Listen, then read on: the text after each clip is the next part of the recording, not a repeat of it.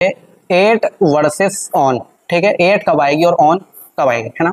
देखो एट जो प्रीपोजिशन है, एट का यूज होता है एग्जैक्ट पॉइंट के लिए, जगह हो या टाइम। देखो आप कहीं हो, मान लो पूरे घर में हो, ठीक है, आप घर में हो, हाँ अभी जो घर है आप घर में हो, ठीक है, तो इसके लिए आप इन्हीं यूज कर सकते हो, मैं घर में हूँ, ठीक है ना। लेकिन उस घर में एग्जैक्ट अगर आपको लोकेशन बतानी है कि मैं कहाँ पे हूँ, जैसे ये घर में अलग अलग जो है लोकेशन, ये आपका मेन डोर हो गया, ये मतलब आपका जो है वॉशरूम हो गया, है ना, ये आपका किचन, ये रूम, ठीक है, और ये स्टोर रूम वगैरह। तो आप एग्जैक्ट अभी कहाँ पे हो, अगर आपको वो एग्जैक्ट लोकेशन बतानी है तो आप किसका यूज करते हो, एट का।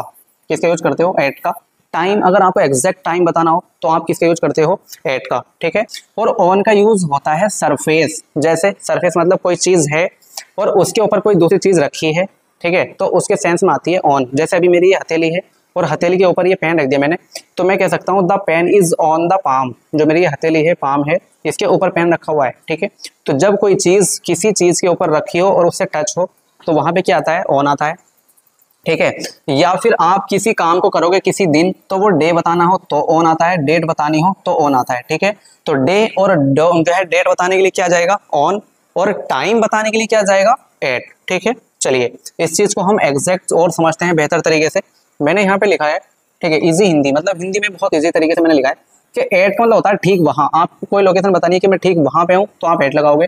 ऑन मतलब के ऊपर, जैसा भी मैंने बताया किसी चीज के ऊपर है कोई चीज तो ऑन आएगा। और इसके अलावा वाले दिन, मतलब उस वाले दिन मैं ये काम करूंगा, उस दिन ये चीज होगी, ऐसा करके आपको कुछ बोलना है तो आप किसका यूज करते हो, ऑन का, ठीक है। देखिए एग्जाम्पल देखिए आप, ठीक है, एग्जाम्पल से चीजों को समझने की कोशिश करते हैं। यहाँ पे मैंने लिखा है I am at the door, I am मैं हूँ, एट द डोर दरवाजे पर, ठीक है। तो जब मैंने ये चीज बोली, जैसे किसी ने मुझसे कहा भाई कहाँ है, मैं बोला घर पे हूँ यार, घर पे, बोला घर पे कहाँ, मैं बोला I am at the door, मैं दरवाजे पर हूँ, दरवाजे पर।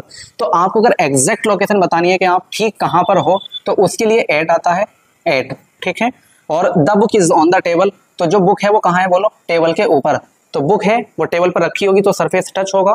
तो जब कोई चीज किसी दूसरी चीज के ऊपर रखी हो और सरफेस टच हो तो किसका यूज करते हैं हम यूज करते हैं ऑन प्रीपोजिशन का, ठीक है। Next, he was born on Monday, मतलब क्या है, वो मंडे को पैदा हुआ था, यानी कि वो कब पैदा हुआ था, बोलो मंडे के दिन।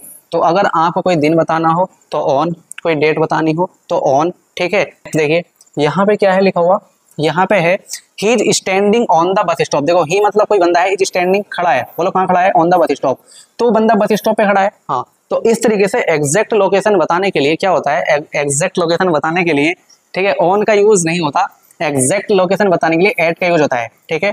आप कहीं पे हो और बस स्टॉप पे हो, मान लो आप एग्जैक्ट लोकेशन बता रहे हो तो क्या आ जाएगा, एट। तो he is standing at the bus stop, ना कि ऑन। तो ये चीज क्या होगी, गलत।